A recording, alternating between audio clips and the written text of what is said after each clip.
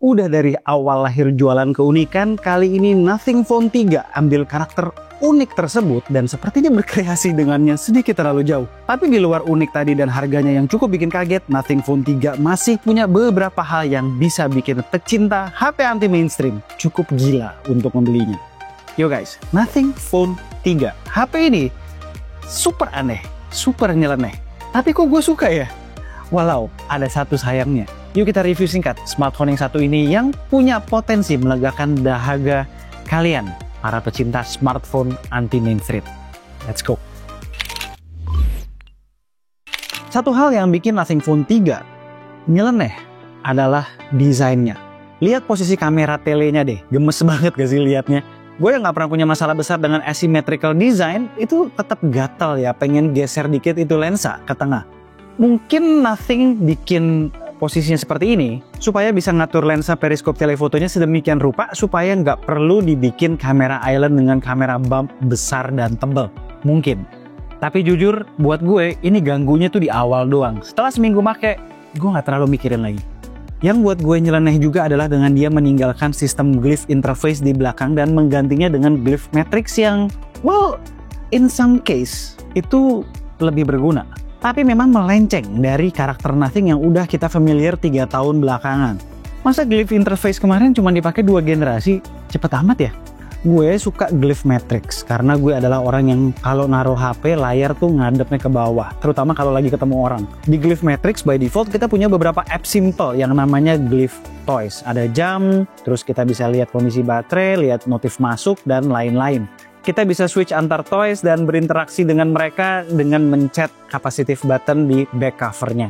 Nah, soal show notifikasi di glyph matrix ini sebenarnya rada unik ya. Karena LED matrix di belakang cuma kecil dan nggak bisa memuat banyak informasi, cara kita tahu notifikasi masuk dari app apa dan siapa perlu sedikit utak-atik. Melalui settingan Essential Notifications, kita bisa assign specific contact, app, atau keyword tertentu untuk nge-trigger icon atau simbol tertentu di glyph matrix itu. Contoh, gue message diri sendiri di Telegram dengan akun yang beda tentunya, dan gue set ke icon kucing, misalnya. Kalau orang lain yang message gue di Telegram, nggak akan ke-trigger tuh icon kucing di belakang. Spesifik kalau gue doang, spesifik ke kontak yang udah kita set aja. Lagi-lagi ini berguna banget buat gue yang naruh HP dalam keadaan telungkup, dan lagi nggak mau diganggu oleh hal-hal lain yang nggak urgent misalnya. Glyph Toys lainnya, seperti nama fiturnya, ada yang gimmick, ada yang berguna. Glyph Toys ini dibuka API-nya supaya Nothing Community bisa create bareng-bareng Glyph Toys lain. Kalau gue baca, mostly masih in development. Di luar Glyph Matrix dan kamera tele yang udah mepet sama jurang, overall desain Nothing Phone 3 flagship grade. Kualitas bodinya tuh yang terdiri dari metal dan kaca, sehingga feel di tangannya premium. Bahkan patut diapresiasi, dia nggak punya kamera island yang menonjol dan mendominasi back cover. Oh ya, jangan lupa ya, di sebelah kanan tuh masih ada yang namanya Essential Key yang fungsinya berhubungan langsung dengan fitur Essential Space. Apa itu Essential Space? Makanya nonton video review Nothing Phone 3a Pro gue kemarin. Link udah gue taruh di kanan atas. Hal aneh terakhir adalah soal jeroan. Carl Pei, CEO Nothing, bilang bahwa ini adalah first true flagship-nya mereka. Tapi kok first true flagship jeroannya? Di Malaysia, negara tetangga kita di mana Nothing Phone ini dijual secara resmi, itu dijual harganya 12,5 juta. Dengan harga segitu, dia cuma datang dengan SoC Snapdragon 8S Gen 4. SoC yang di Indonesia disematkan ke smartphones dengan harga 5,5 sampai 7 jutaan. Sebetulnya secara performa dia bagus-bagus saja. Cuma orang pasti minimal bertanya-tanya kenapa Nothing nggak pakai SoC flagship di sebuah smartphone yang Carl Pei sendiri bilang ini adalah true flagship pertama mereka. Minimal Dimensity seri 9 lah kalau 8 Elite kemahalan. Gue sempet tes main Mobile Legends beberapa game berturut-turut. FPS-nya sih stabil ya di 120, tapi memang cukup anget suhunya, nyampe 43 derajat. Di luar itu no complaints dari gue buat daily performance-nya. Sesuai dengan experience gue dengan SoC ini di smartphones yang punya harga setengahnya. Yang bikin gue impress adalah konsumsi dayanya. Dengan baterai yang cuma 5150 mAh, gue bisa dapat kurang lebih 8 jam screen on time. By the way, ini setelah ada update terakhir yang salah satunya memang improve power consumption. Ini artinya di daily use, Nothing nge-tune SoC-nya supaya efisien dengan baik. Dipadukan juga tentunya dengan OS yang juga efisien. Ini nggak mengejutkan ya, karena di Nothing Phone 3a Pro pun gue dapat SOT yang kira-kira segini juga dengan baterai yang cuma 5000 mAh. Di sisi lain, kita juga harus sadar bahwa bukan hanya SoC lah yang menentukan harga sebuah smartphone. Di luar desain yang sangat premium, dengan extra functions yang unik kayak Glyph Matrix, mungkin cost production juga tinggi karena satu hal lainnya, kamera. Untuk spek kamera, kalian bisa baca di grafik yang satu ini. Gue langsung masuk ke hasil. Dari sisi fotografi, mulai dari Nothing Phone 3a Pro kemarin, Nothing mengalami peningkatan kualitas. Processingnya tuh mulai mature ya, di semua lensa di berbagai kondisi. Gue nggak bisa bilang bagus banget atau luar biasa, tapi ya bagus aja. Nih, beberapa shots yang udah gue ambil di berbagai kondisi dari berbagai lensa.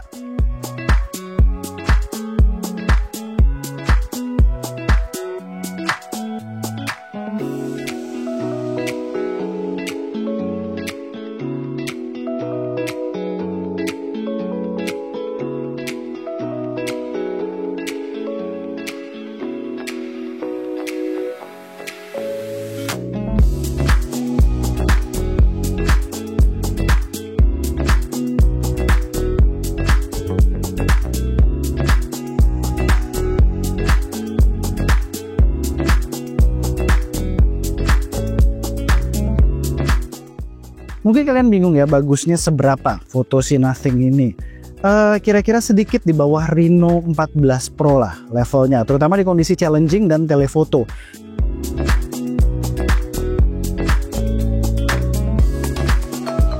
Makin berasa inferioritas telefotonya kalau udah masuk ke hybrid zoom.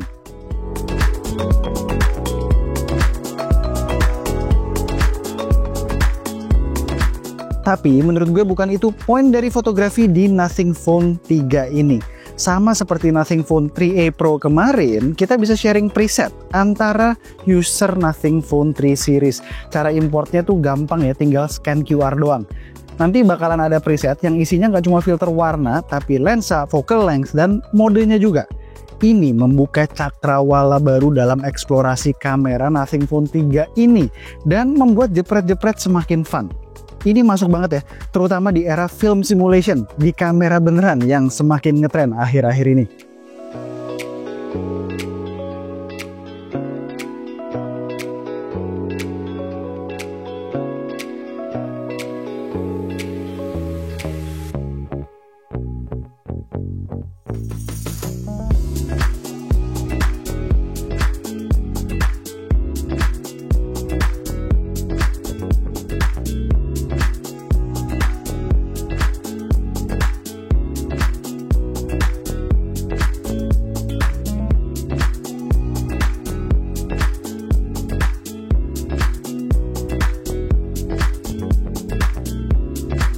Oh ya, satu lagi trik Nothing Phone 3 ini, kita bisa selfie pakai kamera utama dengan memanfaatkan Glyph Toys buat framing. Lumayan banget kan buat ngira-ngira framingnya. Nothing Phone 3 bisa ngerekam kamera depannya sampai 4K 60 fps dan hasilnya bagus, stabil, image quality top, warna ya sesuai dengan fotonya lah. Skin tone gue masih lumayan akurat. Tapi ini problemnya nge-crop aja sih. Kalau kalian lihat, ini gue udah tangan gue udah jauh banget dan ini masih nge-crop, masih terlalu close up gitu secara framing. Dan kalau di extreme backlight begini memang ya dia akan nge-wash out. Kalau ada satu yang kurang adalah ketidakmampuan dia ngeblok suara sekitar. Jadi ini musik di background masuk banget, nggak bener-bener fokus ke suara gue. Itu aja sih. Perekaman video kamera utama bisa 4K 60, image quality bagus, FPS konstan, stabilisasi juga cukup bagus. Dynamic range juga lumayan banget.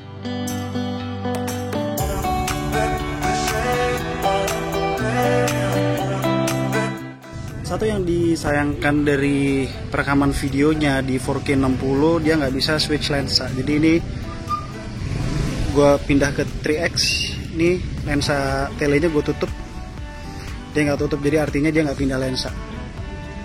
Nah di 4K 30 baru bisa ya, ini dari ultra wide pindah ke 1 kali, pindah ke 3 kali, 1 ultra wide, balik ke main cam, balik ke tele. Ini pindah beneran. Satu hal yang gue sayangkan dari perekaman videonya adalah ketika pindah-pindah lensa di 4K30 ini berasa banget wujud-wujudnya, jadi nggak kurang smooth lah ya, kurang smooth. Terus juga dari ultra wide ke main camera tuh berasa ada penurunan kualitas di ultra wide, warnanya juga berubah. Sebetulnya semua lensa belakang bisa record 4K60 kok, cuma ya nggak bisa pindah ketika recording aja. Hal-hal lain yang diboyong ke Nothing Phone 3a itu flagship grade, atau at least nyaris flagship grade. Layarnya bagus, speknya top, tajam, bright juga, refresh rate 120Hz. Tapi sayangnya masih LTPS, belum LTPO. Ya nggak terlalu problem sih sebenarnya, karena kan LTPS versus LTPO ngaruhnya bukan ke visual tapi ke baterai. Dan ini pakai LTPS aja baterainya udah gokil banget. Lanjut, stereo speakernya termasuk bagus, hapticsnya empuk, dan seperti flagship global lainnya dia nggak include charger dari dalam box. Support 65 watt PD charger dan bisa ngecharge dari kosong sampai full dalam waktu kurang lebih sejam. Nggak terlalu kenceng. Terakhir, alasan nomor satu kenapa orang tertarik untuk membeli sebuah Nothing Phone jelas adalah UI-nya. UI dan UX-nya tuh asik banget, simple, minimalistik, ringan, elegan, tapi tidak membosankan seperti vanilla Android. Gue cukup sering bahas UI-nya ya, dan nggak perlu repetisi lagi di sini. Yang perlu di-note adalah fitur AI di Nothing Phone 3 itu nggak terlalu banyak. Ada integrasi dengan ChatGPT, ada Wallpaper Studio, Essential News Widget, dan Essential Space tadi. Itu doang. Well, tentunya segala sesuatu yang berhubungan dengan Google Gemini seperti Circle to Search, Gemini Assistant itu ada semua.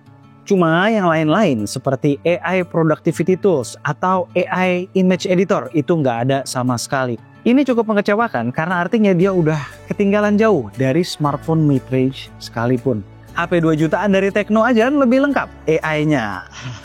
Oh ya, OS-nya Nothing OS 3.5 berbasis Android 15. Janji update-nya 5 kali major Android update dan 7 tahun security patch. Alright, itu adalah Nothing Phone 3. Sebuah smartphone yang menarik walau punya beberapa hal yang bikin calon pembelinya mungkin mengurungkan niat. Menurut gue nomor satu adalah mahar yang diminta versus SoC yang didapatkan. Walaupun begitu sebenarnya banyak banget ya hal-hal lain yang menarik. Terutama konsep glyph matrixnya, kamera, battery life, dan tentunya OS. Tapi buat gue pribadi, hal yang paling gue suka dari Nothing Phone 3 ini adalah tetap ya, rasa menggunakan sebuah smartphone yang truly anti-mainstream. Oh ya, kalau kalian tertarik untuk beli Nothing Phone 3, belinya di mana lagi? Kalau bukan di Gondrai Store. Link udah gue taruh di deskripsi. Alright, sekian aja video dari gue kali ini. Gue Alessa and this is K2G. Tunggu racun-racun kami berikutnya.